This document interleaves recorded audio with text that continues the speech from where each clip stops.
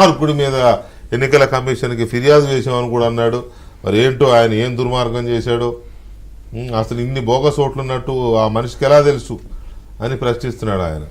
కలెక్టర్లు ఇంత బ్రహ్మాండంగా పనిచేశారని కూడా కితాబిస్తున్నాడు. నేను సురేష్ గారు, ఇంత దుర్మార్గానికి ఎందుకు ఒడుగట్టారు మీరు సురేష్ గారు? సార్, దుర్మార్గులు ఎవరో ప్రపంచానికి తెలుసు, ఈ ఆంధ్రప్రదేశ్ లో ప్రజలందరూ తెలుసు. తిరుపతి పార్లమెంట్ ఎలక్షన్లో, తిరుపతిలో బై ఎలక్షన్స్ లో చనిపోయిన వాళ్ళ ఓట్లు, రోజులు వెళ్ళిపోయిన వాళ్ళ ఓట్లు అదే బూత్ లో లేకుండా అదే సిటీలో వేరే చోట ఉండి తిరుపతిలో వీళ్ళందరికీ కూడా క్లోనింగ్ చేసి ఆధార్ కార్డులు అట్లాగే ఓటర్ ఐడీలు కూడా క్లోనింగ్ చేసి వాళ్ళతో బస్సుల్లో బయట రాష్ట్రాల నుంచి జనాన్ని తీసుకొచ్చి ఓట్లు వేయించి అక్కడ ఆ రోజు దొరికిపోయిన సందర్భం ఎవరు చేశారో చెబితే బాగుంటుంది. అదే విధంగా ఆత్మకూరు బై ఎలక్షన్ లో ఓన్లీ ఆ ఒక్క పార్టీ పోటీ చేస్తుంది. అయినా సరే మిగతా పార్టీలు పోటీ చేసినా కూడా వాడు గెలుస్తారని తెలిసి కూడా వాలంటీర్ని యథేచ్ఛగా ఉపయోగించారు. ఈ రెండింటి నేపథ్యంలో అసలు ఎందుకు దొంగ ఓట్లు ఎలా వేయగలుగుతున్నారో నేను వాచ్ చేయడం జరిగింది. తీరా చూస్తే వాడు చనిపోయిన వాళ్ళ ఓట్లు, ఊళ్ళోంచి వెళ్ళిపోయిన వాళ్ళ ఓట్లు, షిఫ్ట్ అయిన వాళ్ళ ఓట్లు వీళ్ళందరూ గ్యాదర్ చేసి వాటితోనే చేస్తా ఉంటే మేము రాష్ట్రం మొత్తం ఓటర్ లిస్టు పరిశీలన కార్యక్రమం చేయటం బిగించేశాము. అది మీరిచ్చినటువంటి ఊతమే, మీరే దోవ చూపించారు. అసలు మేమేం చేయాలనేది మీరు అక్రమానికి పాల్పడకుండా ఉంటే మేము అసలు ఈ రోజు ఈ పరిస్థితి వచ్చేది కాదు. మేము మొట్టమొదటి తిరువూరులో ఎక్స్పెరిమెంటల్ గా చేస్తే చనిపోయిన ఓట్లు అవుట్ ఆఫ్ 2,09,000 ఓట్స్ లో 5,800 ఓట్లు చనిపోయిన వాళ్ళ ఓట్లు. అదే విధంగా ఒక 3,000 ఓట్లు ఊళ్ళోంచి వెళ్ళిపోయారు. కొంతమంది ఆడపిల్లలు పెళ్లిళ్ళై వేరే కాన్స్టిట్యున్సీలకు వెళ్ళిపోయారు. ఇటువంటి ఓట్లు 10,000 ఉంటే మేము ఎన్నికల ఈఆర్ఓ గారికి వారి దృష్టికి తీసుకెళ్తే వాడు అగైన్ మళ్ళీ బిఎల్ఓలతో చెక్ చేయించి ఫామ్ 7 అప్లై చేయించి వాళ్ళే ఆ ఓట్లని తొలగించడం జరిగింది. అప్పటి నుంచి ఇప్పటికీ కూడా అప్పుడు 2022లో 2,09,000 ఉంటే ఈ రోజున 2 లక్షల ఓట్లే ఉన్నాయి తిరువూరు నియోజకవర్గంలో. ఈ లోపు 1000 ఓట్లు పెరిగినా 1000 ఓట్లు తగ్గినా 2 లక్షలకు మించి పెరగట్లేదు. అంటే స్టేట్ లో కూడా అదే రకంగా ప్రతి నియోజకవర్గంలో సుమారు 10,000 ఓట్లు చనిపోయినాయి కానీ ఊర్ల నుంచి వెళ్ళిపోయిన ఓట్లు కానీ ఈ ఎక్సర్సైజే మేము చేసి ప్రతి ఈఆర్ఓకి పంపించడం జరిగింది. అంటే మేము పంపించినంత మాత్రాన ఓట్లు తీసేయమని చెప్పలేదు. మీరు పరిశీలన చేయించండి, బిఎల్ఓ తోటి పరిశీలన చేయించండి. పరిశీలన చేయించి మా వాదనలో నిజం ఉందంటేనే మీరు ఆ ఓటు తీసేయడానికి కానీ ఉంచడానికి కానీ మీరు చర్యలు తీసుకోండి అని చెప్పాం.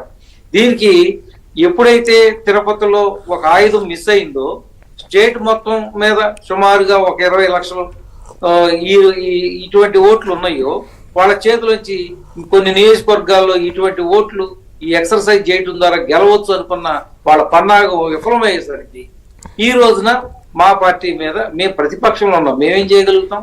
మేము ఏదైనా ఉంటే ఎలక్షన్ కమిషన్ దృష్టికి ఈ ఇబ్బంది జరుగుతుందని చెప్పి మేము తీసుకెళ్ళగలం. మీరు అధికారాన్ని యథేచ్ఛగా వాడుతుంది. మీరు ఈ వైసీపీ ప్రభుత్వం వాలంటీర్లను వాడియండి, పంచాయతీ విలేజ్ సెక్రటరీలో ఉన్నటువంటి విలేజ్ సెక్రటరీలని బిఎల్ఓలుగా అపాయింట్ చేసిన తర్వాత వాళ్ళు కానివ్వండి, ఎంఆర్ఓలు అంటే ఏఈఆర్ఓలు కానీ ఈఆర్ఓలు కానీ ఈ రోజున 2 ఈఆర్ఓలు ఎవరు వల్ల సస్పెండ్ అయ్యారు చెప్పండి? ప్రొద్దుటూరు ఈఆర్ఓ ఎందుకు సస్పెండ్ అయ్యాడు? ఉరవకొండ ఈఆర్ఓ ఎందుకు సస్పెండ్ అయ్యారు? ఆ జిల్లా పరిషత్ సిఇఓ ఉరవకొండ ఈఆర్ఓ మీ యొక్క అకృత్యాలకి మీ దుర్మార్గాలకి వాళ్ళు బలైపోయారు. వాళ్ళ మీద మీరు ఒత్తిడి చేసి వాళ్ళతో అయితే కాదు సురేష్ గారు, ఇప్పుడు మీరు చాలా బోగస్ ఓట్లు ఉన్నాయన్న సరే, విజయసాయిరెడ్డి గారికి అన్ని బోగస్ ఓట్లు ఉన్నాయని వీళ్ళకెలా తెలుసు అనేది అంటున్నారు. మరి తెలిసినందుకు బాధపడుతున్నాడో, అరే ఇంత సీక్రెట్ గా తెలిస్తే ఎలా బయటికి లీక్ అయ్యాయి అనుకుంటున్నారు, నాకు కూడా అర్థం కాలేదు. అది కాసేపు అలా పెడదాం. ఇది ఈ బోగస్ ఓట్లు ఇప్పుడు ఏవైతే మీరు పట్టుకుని బయట పెడుతున్నారో ఇవి 2019లో కూడా ఇలా జరిగింది అనుకుంటున్నారా? జరిగింది సార్, జరిగిందండి. యాక్చువల్ గా ఏం జరిగిందంటే 2016లో ఎన్నికల commission Aadhaar card and voter ఐడిని సింక్ చేయమని ఒక ప్రాజెక్ట్ టేకప్ చేశారు 2015-16లో. ఆ చేసినప్పుడు చాలా వరకు 20 లక్షలు 15 లక్షలు హైదరాబాద్ లోను ఇక్కడ ఉన్న ఓట్లు అది అప్పుడు కూడా ఉంది బన్వర్లాల్ గారే అప్పుడు ఉన్నది. అప్పుడు ఇక్కడ షిఫ్ట్ కూడా కాలేదు అప్పుడు ఎన్నికల కమిషనర్ వాళ్ళంతా కూడా ఆధార్ కార్డు సింక్ చేయటం వలన అన్ని లక్షల ఓట్లు పోయేసరికి వెంటనే సంబడి సుప్రీంకోర్టుకి వెళ్ళి ఇది కరెక్ట్ కాదు అంటే అప్పుడు స్టే చేసింది సుప్రీంకోర్టు, ఆధార్ కార్డును మీరు అన్నిటికీ ఉపయోగించవద్దని చెప్పి. ఆ తర్వాత మెల్లగా ప్రతి సంవత్సరం కొన్ని ఓట్లు పోతా ఉంటే వీళ్ళు ఆధార్ కార్డు వలన సింక్ వలన పోయిన ఓట్లని ఈ ప్రభుత్వం ఏదో అన్యాయంగా చేసినట్టుగా అంటే వీళ్ళ ఎక్సర్సైజే అందరూ చేస్తారు అనుకుంటారు కదా, అదే రకంగా వాళ్ళు ఆలోచించి కోర్టుకి వెళ్ళటం, కోర్టు ద్వారా మళ్ళీ ఎన్రోల్మెంట్ చేయమని ఆదేశం తేవటం. 2019 జనవరి నుంచి 2019 మార్చి లోపల వీళ్ళు 31 లక్షల ఓట్లు చేర్పించారండి ఆ రోజున. ఆ 30 లక్షల ఓట్లు చేర్పించి ఎలక్షన్ అయిన తర్వాత 2019 నుంచి ఈ రోజు వరకు సుమారుగా 33 లక్షల ఓట్లు తీసివేయడం జరిగిందండి. ప్రతి సంవత్సరం 3 లక్షలు 4 లక్షలు అలా. ఎందుకని జరిగింది? కొంతమంది చనిపోవడం కానీ, కొన్ని డూప్లికేట్లు కానీ. ఇప్పుడు మీరు పిఎస్సీలు డిఎస్సీలు ఉన్నాయి. డిఎస్సీ అంటే డెమోగ్రాఫిక్ సిమిలర్ ఎంట్రీస్, పిఎస్సీ అంటే ఫోటో సిమిలర్ ఎంట్రీస్. వీళ్ళు ఎప్పుడైతే డూప్లికేట్లు ట్రిప్లికేట్లు ఇన్ని ఉన్నాయో వాటన్నిటిని డిఎస్సీలు పిఎస్సీ సిస్టమ్ ద్వారా, అది ఇక్కడ కూడా చేసేది కాదు, ఢిల్లీ నుంచి చేయటం ద్వారా వాళ్ళే ఏఆర్ఓ అనేటివి పంపించారు, ఈ ఇలా తీసివేయటం జరిగింది. అప్పుడు వీళ్ళు జాయిన్ చేసినటువంటి సుమారు 2018 అక్టోబర్ నుంచి 2019 మే లోపులో వీళ్ళు 52 లక్షల ఓట్లు చేర్పించారు. అవి ఇప్పుడు పోతుండేసరికి మేము వీటన్నిటిని ఓటర్ లిస్ట్ క్లీనింగ్ లో మేము కూడా మా రాజకీయ పార్టీలకు కూడా భాగస్వామ్యం ఉంది. 2008లో మీరు బిఎల్ఏలను అపాయింట్ చేసుకోండి. ఎలక్షన్ కమిషన్ ఏం చేసింది, మీరు ఓన్లీ రిజిస్టర్డ్ పార్టీలే కాదు, రికగ్నైజ్డ్ పార్టీలే కాదు, as a stake holders in the democratic process మీకు కూడా బాధ్యత ఉంది అని చెప్పి బిఎల్ఏలను అపాయింట్ చేసుకోమని చెప్పి మన అన్ని పార్టీలకి అవకాశం ఇచ్చింది. మేము కూడా అదే చేశాం. ఏదైతే ఎలక్షన్ కమిషన్ ఈ ఆదేశాలు ఇచ్చిందో ఆ పనే మేము చేశాం.